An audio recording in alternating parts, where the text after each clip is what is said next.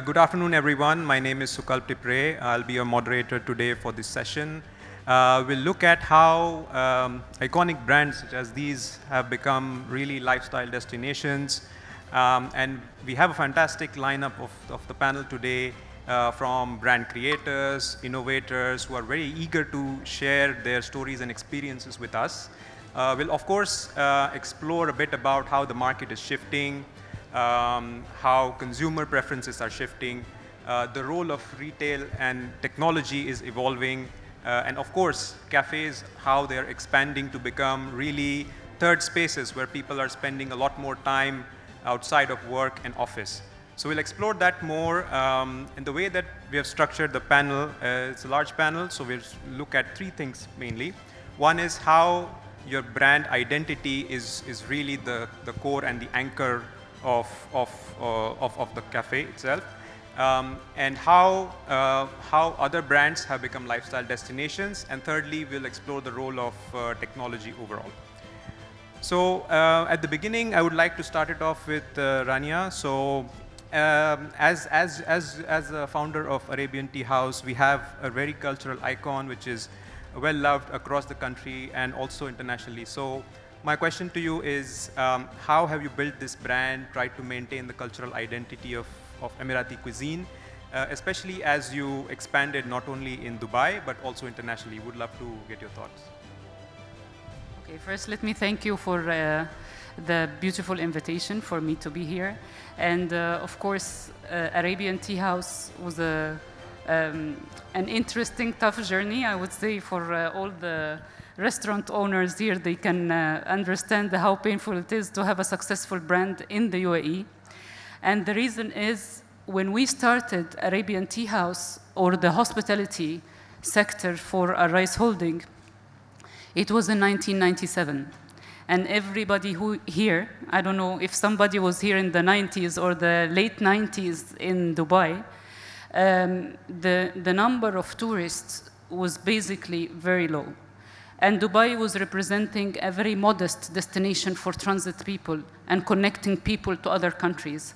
And we grew in Dubai to attract 18 million or more visitors in 2024, which is a huge gap from, I think it was 1.7 or 1.8 million visitors in 1997. And the reason I'm mentioning this is that how we evolved Arabian Teahouse with the evolving of Dubai. And I'm really grateful to be in Dubai in this time because, you know, starting a restaurant in a time that we had only less than 1,000 restaurants in 1997, and now we have more than 13,000 restaurants in the UAE. So imagine the gap that we lived in the UAE at that time. So yes, Arabian Teahouse, we preserved the culture. We transformed the Emirati cuisine that everybody eats at home to an offering where people could actually enjoy. So everyone who comes to Dubai who would like to enjoy the Emirati cuisine and the Emirati culture and have a nice cultural laid-back lunch or dinner or breakfast, they will come to Arabian Teahouse and enjoy the food, enjoy the ambience, and from there we grow. So from there we faced a lot of issues like all other restaurants in the market, facing issues with some suppliers. So we came up with Arabian Farmhouse, where we will farm our own ingredients, and you know we close the supply chain and we try to provide ourselves with the organic ingredients, good ingredients to ensure the quality of the food and so on. And also the latest project that we were working on was Arabian Boutique Hotel, where we worked on a very old house, or it was a house. It was a hostel, and we worked on it and we transformed it to the first traditional Emirati 3-star hotel offering in Shandaga area. And you know, it's not as easy as it sounds, but it was an interesting journey for all the brands that we're working. And I'm glad that everybody here gave me a little bit of positive feedback about what we do. Thank you, Rania. It's really inspiring to look at your journey and how the brand has evolved over the years. I want to move next to Ola. So for Spill the Bean, it's really about sustainability and ethics, which are really the core of your brand. So I want to understand how you have embedded these values in everything that you offer to the customers, right? Be it the menu, be it the ambience, the way you outreach to them, and also the new store that they've opened. So really trying to understand how all these values are imbibed in your offering and how that has led to the success of your brand. So when we started Spill the Bean, it was never really just purely an investment. It was a passion project. It was about what my husband and myself thought a coffee shop in this day and age should be like. And we're very much about sustainability and leaving a better world for our kids. And as such, a lot of these values have had to translate into the brand DNA because the brand is kind of an extension of us. Unfortunately, it makes our brand a lot less scalable because we are there in the shops, making coffee, flipping pancakes when needed. But we know that at least the brand ethos is going to stay as pure as it's meant to be. So in terms of sustainability, even the home, our first home, is in the sustainable city. So we were lucky enough to have customers who were slightly more aware of sustainability beyond the trend of, I'm going to use a tote bag and all of that. So we had to do a lot of initiatives to encourage the people who are not really part of that movement to come to our side, basically. Basically, what we try to do is small changes that become lifestyle changes. I'll give you an example. You know how everybody takes their reusable mug to get their coffee in the morning?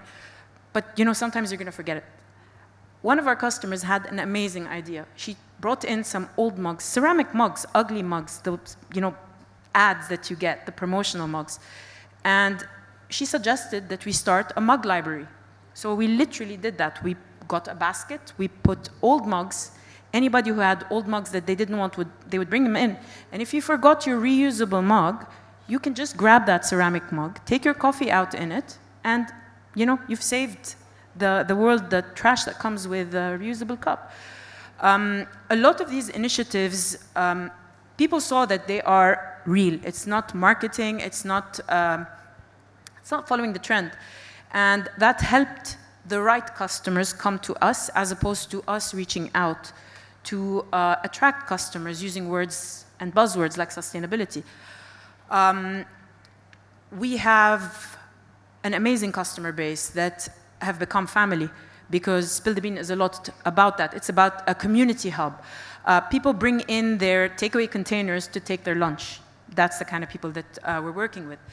As we grow out of the sustainable city, we are facing some changes and some difficulties because it's probably a less informed demographic that is not necessarily into the sustainable lifestyle. But again, sustainability is part of our brand DNA. So when we opened in JVC, we really went all out trying to gently nudge people in that direction.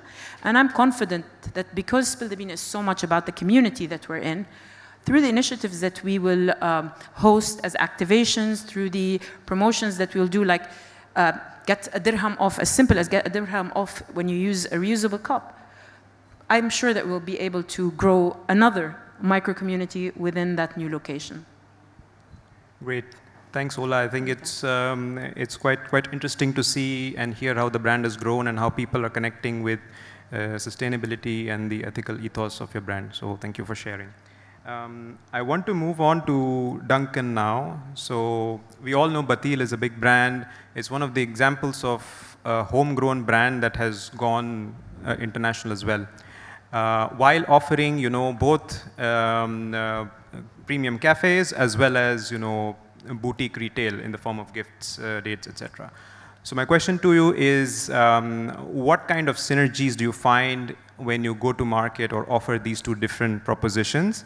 And how has that helped you, scale not just in the UAE, but also as you go international? Firstly, it's a pleasure to be here. Thank you very much. So obviously with Bateel, the legacy was our date business. It's 32 years old now. And we built a reputation for high quality dates, organic, and obviously it was the higher echelons in terms of the quality of dates. So 15 years ago, we launched Café Bateel. So the ethos was we must leverage the brand equity we have in Bateel, what we've become famous for, but obviously replicate it in a completely different industry with restaurants. So quality, high quality ingredients, where we source them from is absolutely critical. The healthy component, obviously date is a very healthy confectionery item, so our menus are all developed with a real health conscious, and obviously maintaining impeccable standards and quality. So that DNA we've had to replicate in our restaurant business as well. We've now latterly launched a small coffee shop business called Bateel Lan, which is a much smaller footprint version of Café Bateel. And again, we're really building on our values and our DNA in terms of quality, sustainability, and obviously providing a premium experience. So we've been able to replicate that across all three verticals, but each vertical has their own position in the market, their own customer base and their own purpose, but it's all under one central umbrella. So we think we're getting there. So it's still work in progress, but yeah.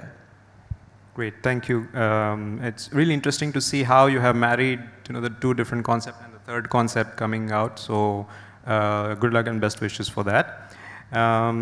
So yeah, as we've seen, how some of the brands in the space have really leveraged their brand identity as a core anchor for their success and growth. I want to touch upon some other brands who have, really become lifestyle destinations and really focus on building communities. On that front, I want to bring in Amarinder from Lavash. So we've known Lavash as a brand that offers warm hospitality. You promise to offer consumers a wide array in terms of menu and experience. And also you have tinkered with innovation in the way that you connect with the customers. So if you can elaborate on these two areas and how that has helped you in your success at Lavash. Surely, thank you for the opportunity. It's awesome here. Lavash is a very young brand as compared to Bateel or others here. We're just a year old, and it's just amazing how the market has responded to us. The core foundation of Lavash has always been dine around the world, as in we wanted people to come and enjoy food from all around the world. Honestly speaking, this kind of concept would not have been possible anywhere else in the world except Dubai. It was inspired by the multicultural relationship between people, staff, the kind of talent you get here, the kind of variety of product which is available or the produce which is available. We, from one single kitchen, are able to create food which is very distinctive. We have Norwegian Benedicts, we have Lavash Yemeni Lasa, we've got Akuri eggs, which is a Parsi origin dish. We've got spice steamed cake, which is basically a form of idli.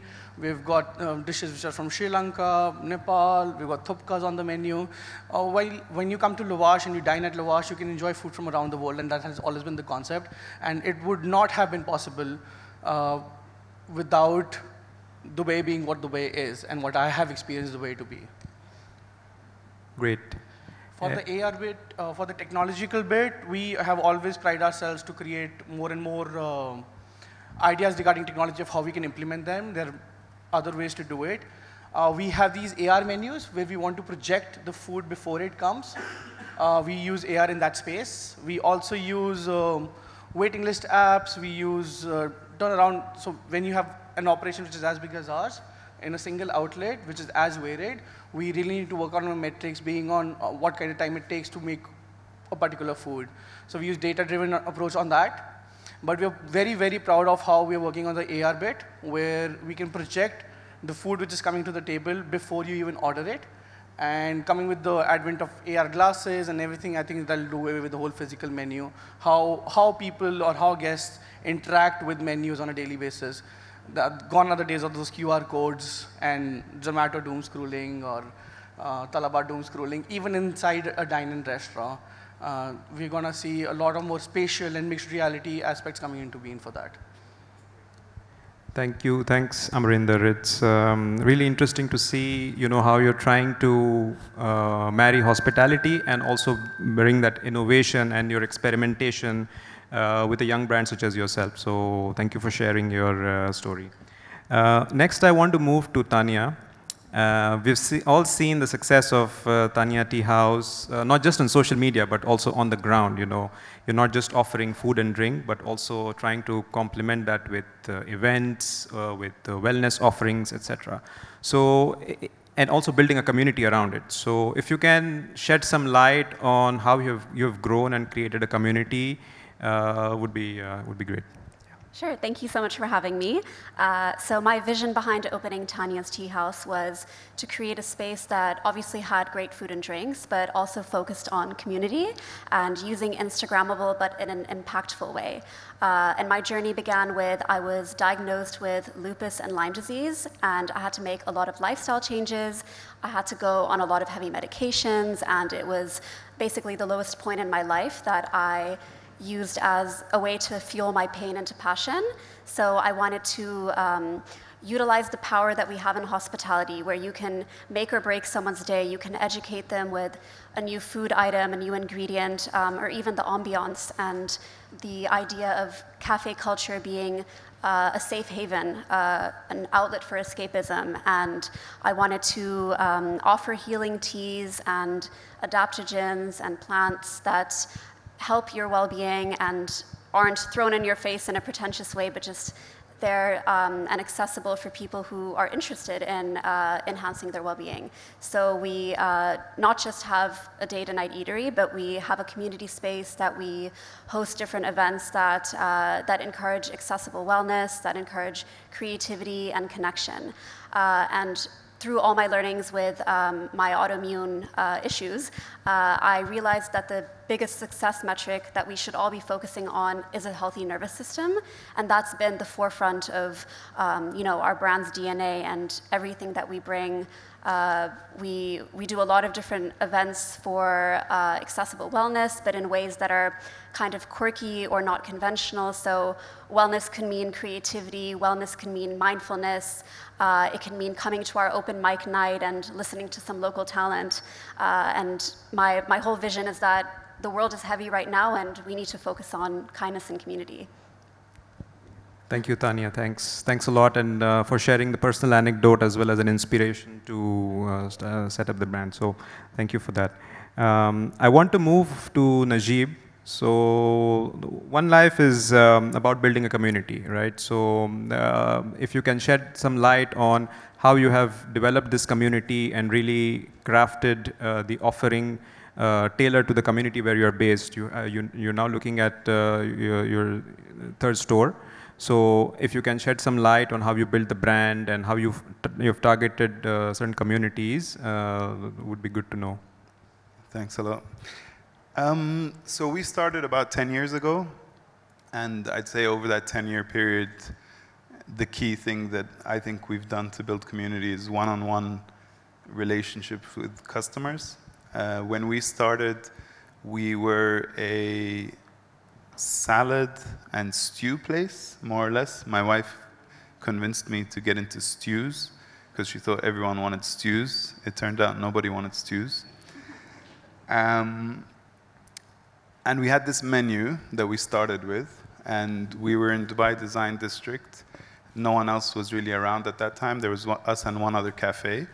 And there weren't too many people working in Design District, but the people who were working in Design District would come to us or the other place. We got some good traction the first 2 or 3 weeks, and shortly after, some people started saying to us, when are you going to change the menu?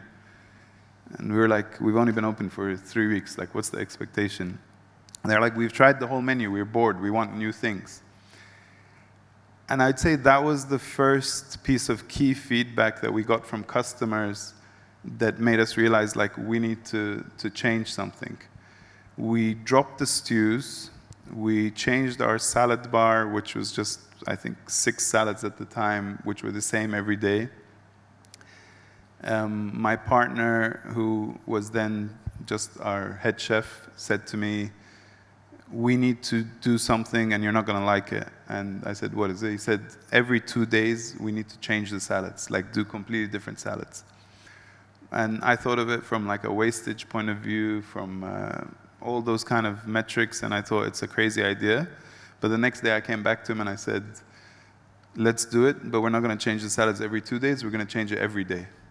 So that was almost 10 years ago. So for 10 years now, what we've done is we have 10 salads on the counter every day, which are different from the day before. In total, we have 74 salads that just go through a rotation over 5 weeks. So what that means is that if you, and also each of these salads, you can add on grilled halloumi, chicken, falafel, tenderloin steak, chili prawns, baked feta. So it means, forget the rest of our menu. Just from that salad counter, if you work in D3, you're able to have a different combination every day of the week. Since also one of the salads, which is the most popular, is called Sarah's salad, which was a recipe given to us by a customer called Sarah. I don't know her surname, but she's been hitting me up for royalties, which so I'm trying to avoid her. So essentially, like what we found, and this is just our experience, is knowing customer names, listening to customer feedback, knowing when to listen, when not to listen, and kind of creating a brand that is your idea and you're leading it, but the customer also has a say. I think that's kind of what our community is based on, the fact that One Life is somewhat a collaborative project between us and our customers. And also from a staffing perspective, I'm very insistent that our staff don't use a script, that they use their own language, that they're allowed to have conversations that are longer than, hi, what can I get you, or what do you want to order? And I've seen that kind of transform into moments where a customer that I've never seen before, that I don't know, will come into the restaurant, and despite I'm in the restaurant every day, but a customer will come in and, you know, maybe hug one of our staff, and I'm just like, who's this person? Like, how do you guys know each other? And they're like, oh, he's here all the time, or whatever.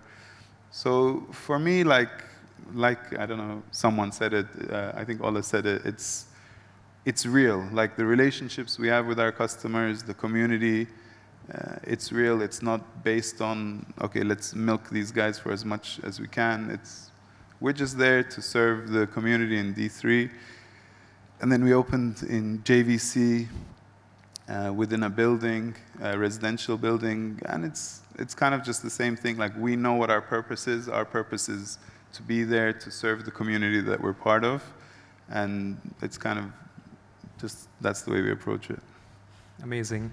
Thank you for sharing that. And I think it's quite interesting how small changes that you have, implemented have really contributed in building that community, as you spoke about. So we talked about brand identity, we talked about community building, we talked about experience. I also want to get a perspective on technology, which is disrupting the space over the years, and more so often late. I want to bring in Peter's perspective on this. You've seen the space evolve over the years, specifically on the technology side, right from the use of social media, use of data analytics, all the way to adoption of AI recently. In your perspective, how have brands, or what role can technology play in understanding the customer better? And how can brands use technology in getting new customers? Well, first of all, thank you for being here. It's an honor to be with these great minds. We had lovely chats before we came here. Yes, definitely, technology can help, of course. Retail in general, and I think the food business in particular, is a people's business, right? The more, like you said, the better you understand your customer, the better you understand what they want, the better you're able to serve them, the more often they will come back, right? So if you look in retail in general at the moment, it's all about, it should be hyper-personal, which is basically one of the fundamentals, I think. I have a long history in retail myself. It's a fundamental thing that you need to know your customer. You know, you need to know who he or she is, what he likes. You know, it would be a dream if you could know everyone that comes into your shop and know their likes, their dislikes, their name. You know, that would be an ultimate goal. And actually, it's more and more demanded as well by the public at the moment. You know, they expect you to be the person that knows them. Technology at the moment, AI in particular, but there are more technologies involved, make that more and more possible. Studies that we've done, they show that in general retail, so not only F&B, but in general, only 14% of the customers are known. In your case, it's higher, probably, but most of the retailers only know 14% of their customers. And if you then dive deeper and you look what they know, then the only thing they know most of the times is the telephone number. You know, you go to a shop, can I have your phone number? Well, yes or no, or you give another one, and that's it, you know. And nothing in return, normally, except for a couple of messages afterwards that you might appreciate, but maybe not. The technology that is available nowadays makes it possible for you to know more than those 14%, but even also know people that are not, you know, if you are in platforms, that you even know people that are not your customer yet. But if they fit the profile, I would love, since I know the story about the mug library, I'm now going there and I'm going to bring some mugs, you know. But it's simply because it's coincidental that I'm here on stage with you and that I know it, right? So how great would it be if you could reach out to everyone that fits a certain profile that would probably love to drive 10 miles to bring the mugs, have a coffee, or, you know, and see the shop. And that's possible with technology nowadays. And I think that should be more applied, better applied, on a broader basis applied, and then that serves the consumer better. Let's start with that. But in the end, it simply brings more revenue and happy customers. Thanks, Peter. I think you've touched upon an important point, which is really top of mind for a lot of brands as they're looking to grow in Dubai. So thanks for sharing that perspective. I think we'll, since we have time, we'll do a final round of a very simple question. So maybe in one line or two, what is that one trend or idea in the cafe space, or maybe in your business, that you're most excited about and in the future? Working with Peter. Okay, so besides working with Peter and getting more data about the customers that we have, which is a very, very important point, by the way, Peter, we've been trying to get more data to get more in touch with what the customers need. Since the customer needs are changing rapidly, you cannot actually cater for them what they want because you don't know what they want. So the more that you know about what they want, through the data, you will be able to cater for them. But to answer your question, yes, I would like to incorporate AI into different things that is away from the human interaction. So maybe we should incorporate AI in the data collection, incorporate AI into our menu engineering, the nutrition value of our food, into our supply chain. Kitchen equipment should be more efficient, you know, incorporate everything else that we have, paperless paperwork. You know, I don't know, get rid of all your stuff and get robots and work with them. But let us keep the human touch there, because I would rather go to a restaurant, you know, and talk to a person like me and order some food, and somebody will bring me the food and tell me, oh, be careful, it's hot, or, you know, thank you for coming here again, and, you know, have this rapport. So I appreciate AI so much, and I appreciate data very much, but let us use it in the correct way. What I am excited about for our brand is to, yes, incorporate a lot of technologies, but we are doing the technologies into the softwares, into the POS, into getting more data, and into getting more efficient kitchen equipments and electricity management, that it will help not us, but also the environment. Okay, so what's super exciting for me right now about the change in the F&B scene is that Dubai has been very much about trends, the newer trend, the latest trend, the new movement. But customers now are so much more well-informed about these trends. So let's say it's lifestyle, it's wellness. They really know what they want. They really know what they're asking for. And when you have a community hub instead of just a coffee shop, you are able to work with your customers to grow the brand in the direction that they want to go with you on it. So what's most exciting for me right now about the scene is that with the knowledge that people have about what's going on in the world, they will still resonate with what's real, what is actually being done on the ground, as opposed to the stuff that you see on Instagram that people, you know, we're all organic, but yeah, there's one ingredient that you're purchasing in that salad that's actually organic. You can't say it's organic. People actually know what they're buying now, and that is a beautiful time for us in F&B because it demands more of us. Thank you. So the question is not just about technology, right? It's in general. So when I started out, there were kind of a few or fewer locally started businesses in Dubai. Bateel was one of them. And I want to take this opportunity to say, I hope you bring back your Kholas pecan pie. Is that off the menu? Because the last few times I've tried to order it, it's not there. So Bateel was one of them. Tom and Serge, Lime Tree, Baker and Spice. I mean, these are all brands that inspired us. And, you know, I've got Spill the Bean, Tania's Teahouse sitting next to me, and I just heard about your brand, but it's cool to see. I think the most exciting thing is not maybe any of us on this stage opening 5 or 10 new branches. I think it's if we can prove to other people that it can be done, and to see Dubai turn into a place where the food scene has a lot more independent brands out there. I'll speak for One Life. I don't think Dubai needs 10 or 15 branches of One Life. I would rather see how other people interpret what a cafe should look like. Ola said when they started, Spill the Bean was what her and her husband thought a cafe should be. One Life is what I thought a cafe should be. My interpretation is different to their interpretation, and I'm excited about seeing other people's interpretation because, especially when it comes to coffee and food, I think it's nice to try different places, and I pretty much almost exclusively eat at, or I prefer to eat at kind of local, independent places. I just think the food tastes better, and the coffee. Something I'm excited for, and I hope it's more than just a trend, is a big shift towards authenticity and storytelling.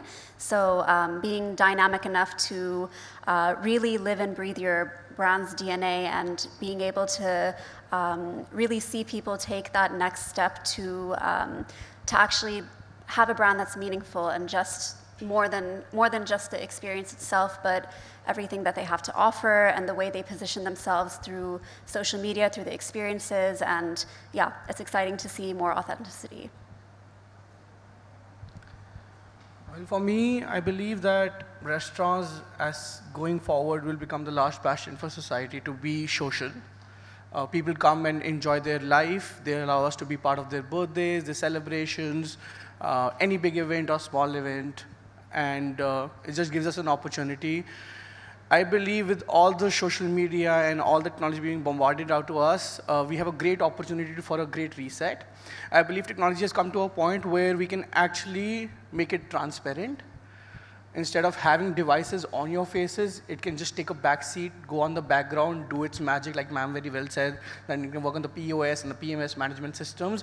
But on the face, technology will go more and more transparent and more go away from your face. Like those QR menus will go away from your face. People to people, relationships will matter more. Powered by technology, yes, because that's how you get the edge, but I believe the great reset is really important, and I believe technology should take a back seat and become more transparent. I'm going to stay well away from technology because, to be honest, I'm completely bored of it, and it's been a game trying to guess what's going to happen. So for me, I think the excitement is breakfast. I think it's a day part and a meal period that's heavily underplayed. I think the cafe environment, breakfast is a really key component. And I think historically it's very functional, it serves a purpose, but I think there's a much bigger play around breakfast. I think that I've seen it in Dubai. The whole breakfast market it's the fastest part of the day. It's growing, and I think there's so much innovation that's going to come with breakfast. I think it's going to be the new thing, the new lunch. So. Yeah, who am I to add to this, right? All these professionals in the, I'm just a user. No, for me, like you rightly said, you know, it's an extension of your social network, right? The people that work there, like the example you gave of, you know, one of your colleagues hugging a client that comes in, that's how it should be. So let's automate, innovate everything that can be done automatically, and don't fire the people, but use them, you know, to extend that friendly service and see it as an extension of your network. And that's what I would like. Great. Thank you all for sharing your perspective, experiences, and stories. It's really enriching for the audience, but as well personally for myself. So thank you all. And let's give our panel a warm round of applause and wish them success for the future. Thank you.